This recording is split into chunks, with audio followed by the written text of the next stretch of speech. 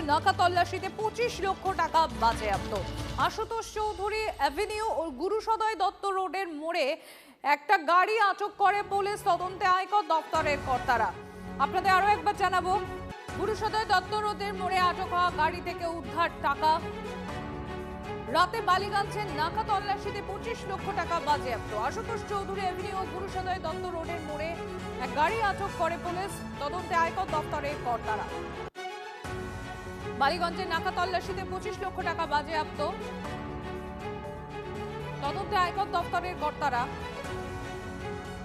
ভোটের মুখে ফের শহরে বিপুল পরিমাণ টাকা উদ্ধার।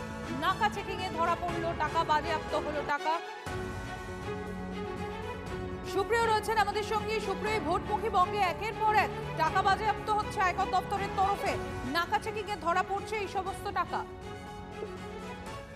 একেবারেই দেখো, এখনো পর্যন্ত আমরা যেটা জানতে পারছি যে গতকাল রাতে শহরের বিভিন্ন প্রান্তে কিন্তু পুলিশের তরফ থেকে অভিযান চালানো হয়। ঠিক সেরকমই যখন অভিযান বালিগঞ্জ এলাকাতে নাকা তল্লাশি চলছিল, সেই সময় বালিগঞ্জ বিধানসভা কেন্দ্রের অন্তর্গত ইস্ট ডিভিশনের যে আশুতোষ চৌধুরী এভিনিউ এবং গুরুসদয় দত্ত রোডের মোড়ে বিভিন্ন গাড়ির সঙ্গে সঙ্গে একটি গাড়িকে যখন আটক করা হয় এবং সেই গাড়িতে যখন তল্লাশি চালানো হয়, সেই গাড়ির ভেতর থেকে নগদ 25 লক্ষ টাকা ধরা হয় এবং গাড়িতে যারা ছিলেন উপস্থিত, সেই সময় চালক সহ অন্যান্য যারা ছিলেন, তাদের কাছে এই বিপুল অঙ্কের টাকা কেন, কোথা থেকে নিয়ে যাওয়া হচ্ছিল বা এই টাকা কি কারণে গাড়িতে রয়েছে, সেই সংক্রান্ত কোনো সঠিক বা নির্দিষ্ট কোনো তথ্য বা কোনো নথি দেখাতে না পারার কারণেই কিন্তু সেই টাকা বাজেয়াপ্ত করা হয়েছে, এমনটাই আমরা জানতে পারছি। তার পাশাপাশি আয়কর দপ্তরের যারা আধিকারিকরা, তারাও কিন্তু এই যে উদ্ধার হওয়া টাকার যে তথ্য, সেটা জানতে পারার পর তারাও ঘটনাস্থলে পৌঁছন এবং সেখানে পৌঁছে যারা গাড়িতে উপস্থিত ছিল তাদের সম্পর্কে তাদের সঙ্গে কথা বলেন এবং ইতিমধ্যে কিন্তু সেই টাকা বাজেয়াপ্ত করা হয়েছে, এমনটা আমরা জানতে পারছি।